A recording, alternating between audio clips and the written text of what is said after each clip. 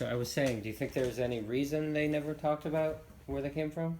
No, they didn't talk about that. My father didn't talk about the war, except to talk about being in London during the buzz bomb attacks, the V1 and the V2.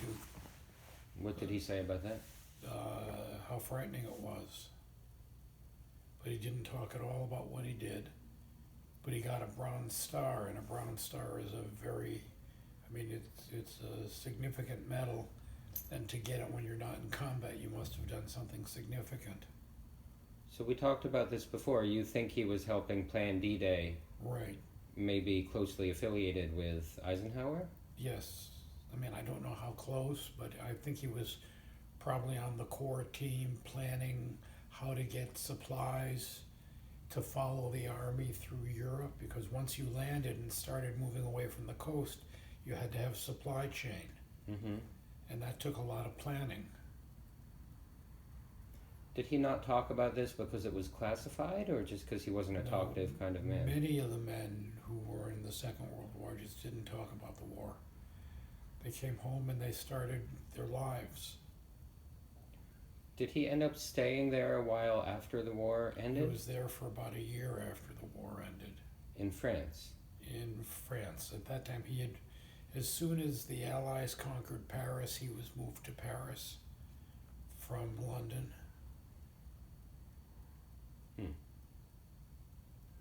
So to back up a little, I hadn't realized he wasn't there for the first 3 years of your life. Right, So you were being raised by Kay and Ray and Sam, right.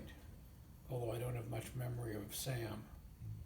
but you do of Ray and Right. Kay. Yeah, I mean, Sam was working full time. He was a stockbroker. Mm-hmm.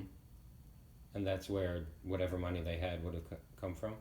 No, it came from Ray's family, I think. So do you know how many generations that side of the family had been in America? They came in the 1840s, I believe, but I don't know how many generations it was. Ray was born in 1887. And her name was, Ray Lewis, Louis. where was she born? Ray was probably born in New York City. How do you know so off the top of your head what year she was born? Where? What year she was born? Because she died when she was 90. So these were German Jews who came over in the 1840s, Right. a long time ago. Right, there was a whole group of German Jews who came over after the revolutions failed in 1848. And I have no idea if that was my family's background or not, but there's a whole bunch of very liberal, Do you want to get that? no, Very liberal. very liberal, I didn't catch it. I didn't either. Name unavailable.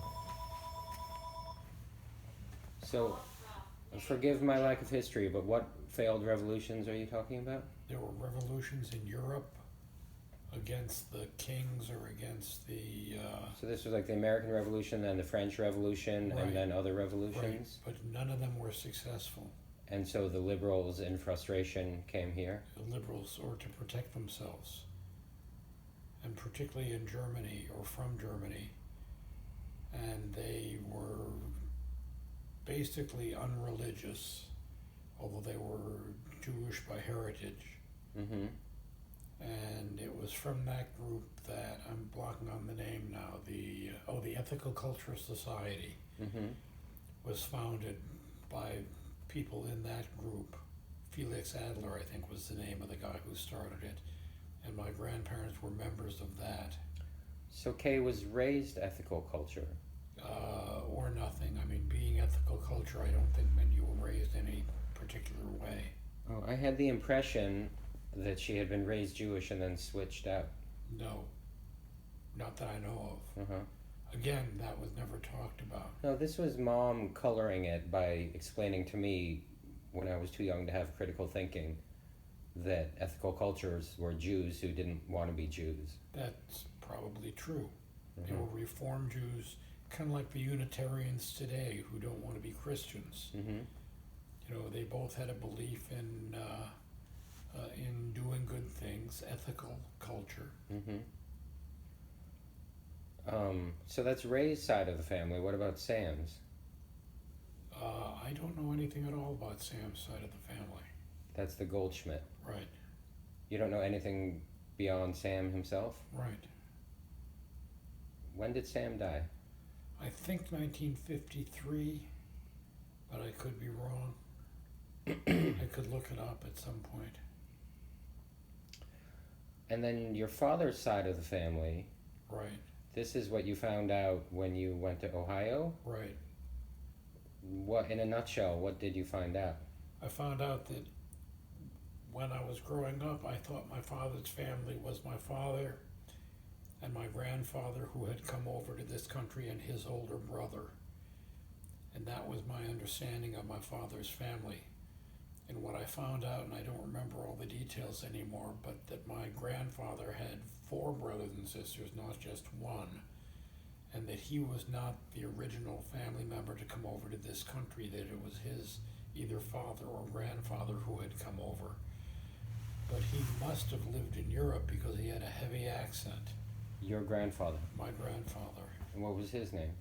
His name was Morris Altman, And he lived in East Liverpool, Ohio. And what about your grandmother?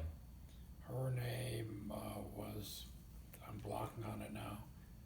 She was institutionalized in her 40s in a place in Pennsylvania. For, like, quote, female trouble? Or, Well, that's what I spoke to a woman named was it Laura Hofrichter, who I met through Ron, believe it or not, through Ron Lippman. That's how I made contact with my family in Ohio. And she said that it happened basically at the time of her female troubles, and that today they had medication that would have taken care of it. just coincidentally, you met a woman through Ron Lippman who knew your family? When we visited Ron at on Sanibel Island, I think it was Mom's 60th birthday, which would put a year on it. Mm-hmm. And Ron knew my grandfather came from East Liverpool, Ohio, and said, "There's a man here from East Liverpool, Ohio. Would you like to meet him?" And I was introduced to this man in his 80s who lived in East Liverpool, Ohio, and he asked what, I was introduced as Bob Altman, and his wife said, "Weren't the Hofrichters Altmans?" And the answer was yes, the Hofrichters were Altmans and lived across the street from this family. And the Hofrichters, Mrs. Hofrichter was an Altman, was my father's cousin. And then married a Hofrichter? Married a Hofrichter. So with that name, I got in touch with them and then went out and visited them several times.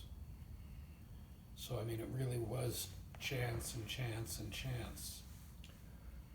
Is this the one case of diagnosed mental illness that you know of? Yes, And she was institutionalized and lived and died in an Right. institution? right, For some diagnosis we don't really know. right. I have no idea. I tried to get a hold of her records, but the place had closed and the records were all, there's a large record retention and destruction company that had all of the records, and I think I have the name of the company written down, but I couldn't get through to anybody there who would, have records from a mental hospital in Pennsylvania in the 1940s. And her relation to Kay was what? She had no relation to Kay. Oh, her relation to Julian, She was his mother, his mother, right? your grandmother. My grandmother. Right. So I never met my father's mother, You never met her. no.